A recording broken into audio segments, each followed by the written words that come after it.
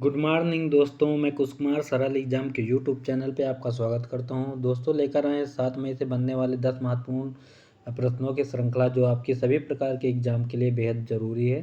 तो शुरू करते हैं आज का हमारा पहला प्रश्न। और जो भी मेरे नए दोस्त इसमें जुड़ रहे हैं वो कृपया चैनल को सब्सक्राइब कर लें और ज़्यादा से ज़्यादा लोगों तक इसको पहुँचाने की कृपा करें।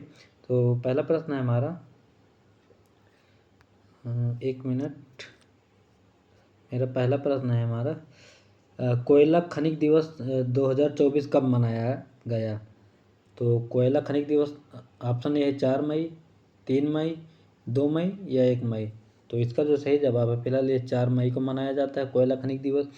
अब इसका कोयला खनिज दिवस की बात करें तो इसका जो उद्देश्य है फिलहाल दुनिया भर के कोयला खनिकों की कड़ी मेहनत और बलिदान का सम्मान करना इसका उद्देश्य है। और शुरुआत की बात करें, कोयला खनिज दिवस की शुरुआत जो हुई थी वो फिलहाल हुई थी 1952 से, और जब खान अधिनियम बना था। और दूसरे और भी जो दिवस हैं हमारे, जैसे 3 मई को कौन सा दिवस मनाया जाता, तो अभी प्रेस स्वतंत्रता दिवस मनाया गया 3 मई को, ठीक, प्रेस स्वतंत्रता दिवस। और 2 मई की बात करें तो 2 मई को टूना दिवस होता है, टूना दिवस। और 1 तारीख को होता है गुजरात और महाराष्ट्र का स्थापना दिवस, गुजरात और महाराष्ट्र का स्थापना दिवस 1 मई को होता है। अगला प्रश्न हमारा है, आईसीसी ने वेस्टइंडीज के बल्लेबाज ड्वेन थॉमस को क्रिकेट से कितने वर्षों के लिए प्रतिबंध लगा दिया? 5 वर्ष, 7 वर्ष, 6 वर्ष या 3 वर्ष? तो इनको 5 वर्ष का प्रतिबंध लगा दिया गया है। ये मैच फिक्सिंग में पकड़े गए हैं, इसके वजह से इनको 5 वर्ष के लिए मैच खेलने के लिए पाबंदी लगा दी गई है, ठीक। और बात करें इसकी आईसीसी की, तो आईसीसी की जो स्थापना है फिलहाल ये हुई थी 15 जून 15 जून 1909 की इसकी स्थापना हुई थी। और इसका जो मुख्यालय है दुबई में है, यूएई में।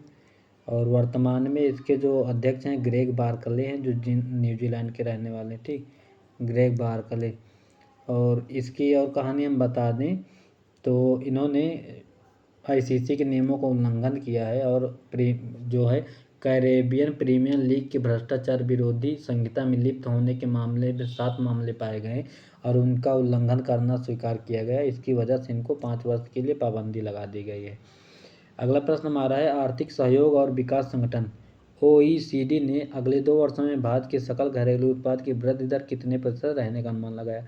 7.5%, 6.3%, 6.6% या 7.9%? तो इसका जो सही जवाब है 6.6% इसका अनुमान लगाया गया है। अब इसकी व्याख्या की बात करें तो ओईसीडी ने अपनी नवीनतम रिपोर्ट इकोनॉमिक आउटलुक में 2024-25 के लिए भारतीय अर्थव्यवस्था के लिए आर्थिक विकास दर का अनुमान 6.6% बढ़ाकर बताया है, ठीक। और अब इसकी स्थापना की बात करें, जो आर्थिक सहयोग और विकास संगठन ओईसीडी की स्थापना जो है 1961 में हुई थी। और इसका जो मुख्यालय है पेरिस फ्रांस में है, पेरिस फ्रांस, जो सीन नदी के किनारे है पेरिस, ठीक, पेरिस फ्रांस हैं। और इसके जो सदस्य देश हैं फिलहाल 39 सदस्य देश हैं। और हम बात करें अन्य एजेंसियों की, तो जैसे आरबीआई ने क्या मतलब कितना प्रतिशत रखा है, तो आरबीआई की बात करें तो आरबीआई फिलहाल 7% माना है। और विश्व बैंक जो है, वर्ल्ड बैंक है, वर्ल्ड बैंक ने जो माना है 6.6%, इसने भी माना है। आईएमएफ की बात करें तो आईएमएफ जो है 6.8% माना है। और एशियाई विकास बैंक की बात करें तो एशियन विकास बैंक, जिसका मुख्यालय वहाँ मनीला में फिलीपींस में है, तो इसने माना है फिलहाल 7%, इसने भी माना है। और मूडीज जो है, एक मूडीज ने 6.4% माना है विकास दर भारत की, ठीक। अगला प्रश्न हमारा है, वर्ष 2024 में पूर्व केंद्रीय मंत्री वी श्रीनिवास प्रसाद का 76 वर्ष की आयु में निधन हो गया। वह किस राज्य से संबंधित थे? कर्नाटक, महाराष्ट्र, गुजरात व आंध्रा। तो ये फिलहाल कर्नाटक के रहने वाले थे। और बीजेपी के सांसद और पूर्व केंद्रीय मंत्री वी श्रीनिवास का 76 साल की आयु में निधन हो गया। इनके जन्म की बात करें तो इनका जन्म जो हुआ था 6 अगस्त 1947 को हुआ था। 6 अगस्त 1947 को इनका जन्म हुआ था मैसूर कर्नाटक में, ठीक, मैसूर कर्नाटक में इनका जन्म हुआ था, अशोकपुरम में।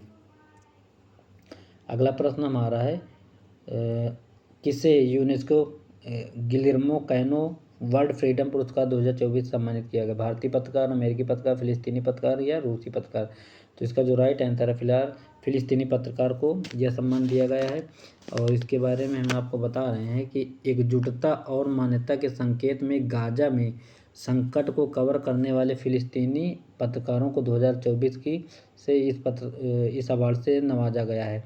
और गाजा में चल रहे संघर्ष का पत्रकारों पर गंभीर असर पड़ा है, जिससे कई मीडिया कर्मचारी और पत्रकारों की मृत्यु हो गई। अब इसकी स्थापना की बात करें, जो ये फ्रीडम पुरस्कार देता है, तो इसकी स्थापना जो हुई थी 1997 में इसकी स्थापना हुई थी। अगला प्रश्न हमारा है, मई 2024 में किस कांस फिल्म महोत्सव के उद्घाटन समारोह में विशेष पाम डी ओर पुरस्कार से सम्मानित किया जाएगा?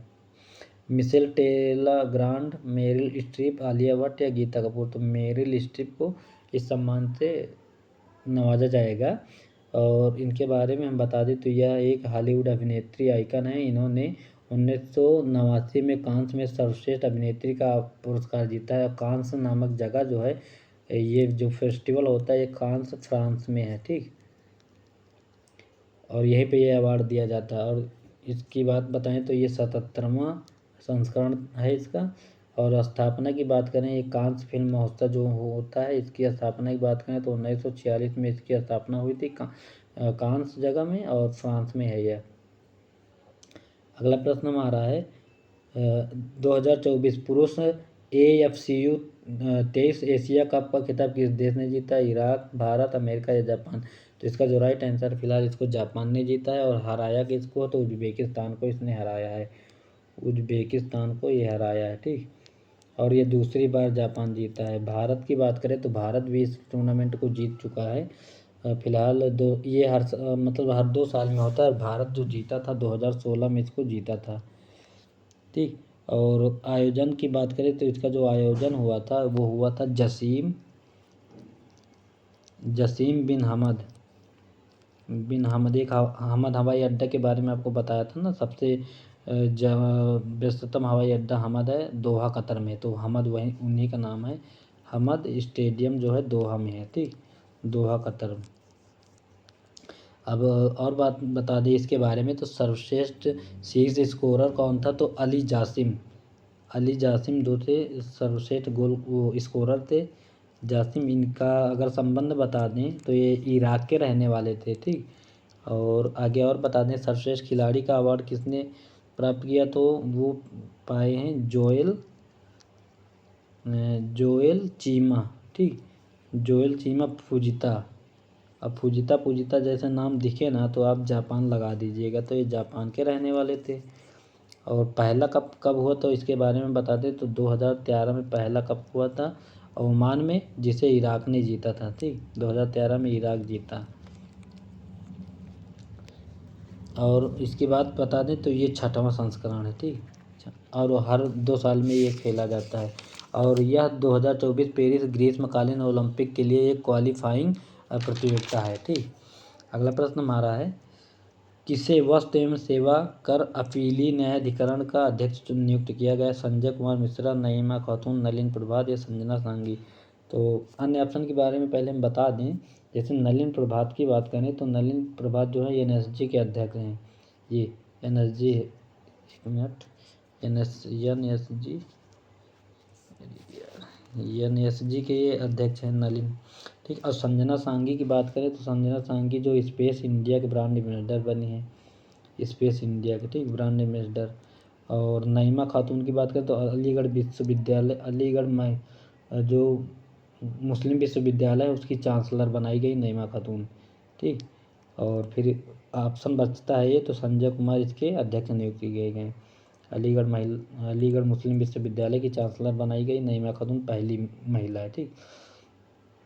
अब इसके बारे में बता दें, GST के तहत एक अर्थ न्यायिक निकाय है जो विवादों के समाधान के लिए एक मंच प्रदान करने के लिए स्थापित किया गया। और GSTAT में राज्यों में फैली 31 राज्यों और दिल्ली में एक प्रधान पीठ शामिल है। यह 1 जुलाई 2024 से दिल्ली स्थित शाखा में काम शुरू करेगी। और बात करें और आगे इसमें तो 1 जुलाई 2017 को जीएसटी लागू हुआ था ना भारत में, तो 1 जुलाई 2017 को भारत में जीएसटी लागू हुआ। और अनुच्छेद की बात करें तो जीएसटी का जो अनुच्छेद है 279 ये है, और संविधान संशोधन 101 में हुआ था, जीएसटी जोड़ा गया।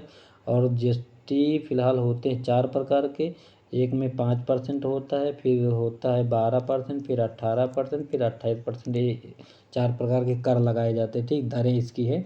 और पहला जो देश है जीएसटी लगाने वाला वो फ्रांस है। फ्रांस कब लगाया था? तो फ्रांस लगाया था 1954 में जीएसटी। और भारत का जो जीएसटी है वो कनाडा के संविधान से लिया गया है। और बात करें भारत में सबसे पहले कहाँ पे जीएसटी लगा, किस राज्य में, तो पहला राज्य जो था वो असम राज्य था। इसमें असम में पहला जीएसटी लगा था, ठीक, असम में।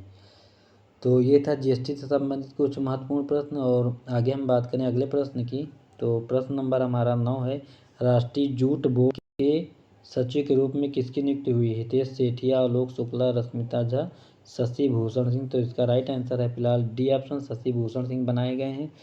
और इनको कपड़ा मंत्रालय के तहत राष्ट्रीय जूट बोर्ड जो कोलकाता में है वहाँ का सचिव बनाया गया। इसकी स्थापना की बात करें जो जूट बोर्ड की, तो 2008 में इसकी स्थापना कोलकाता वेस्ट बंगाल में हुई थी, ठीक। अगला प्रश्न हमारा है, अमेरिकन एक्सप्रेस ने दुनिया भर में अपना सबसे बड़ा कार्यालय कहाँ खोला? गुरुग्राम, दिल्ली, गुजरात या जयपुर? तो जो कार्यालय सबसे बड़ा खोला गया है गुजरात में खोला गया, वहाँ गुरुग्राम में खोला गया है, गुरुग्राम हरियाणा में। और सौर ऊर्जा संगठन का जो मुख्यालय वो भी गुरुग्राम हरियाणा में है, ठीक। अब इसके बारे में बात करें तो ये परिसर जो है 10 लाख वर्ग फुट में बनाया जाएगा। यह सुविधा कंपनी द्वारा वैश्विक स्तर पर बनाया गया सबसे बड़ा कार्यालय है। यह अत्याधुनिक डिजाइन, पर्यावरणीय जिम्मेदारी और कर्मचारी कल्याण की प्राथमिकता देता है। तो और बताएं कि विश्व का सबसे बड़ा कार्यालयीय इमारत जो है सूरत में बनी है, डायमंड हीरा वाली, ठीक। इसके पहले पेंटागन था अमेरिका में कार्यालय सबसे बड़ा, लेकिन अब सूरत है सबसे बड़ा कार्यालय विभाग। तो ये थे हमारे आज के 10 महत्वपूर्ण प्रश्न जो आपकी सभी परीक्षाओं के लिए महत्वपूर्ण होंगी। और उम्मीद है कि यह वीडियो आपको पसंद आएगा और ज़्यादा से ज़्यादा इसको लाइक सब्सक्राइब करो। तब तक के लिए बाय, थैंक्स।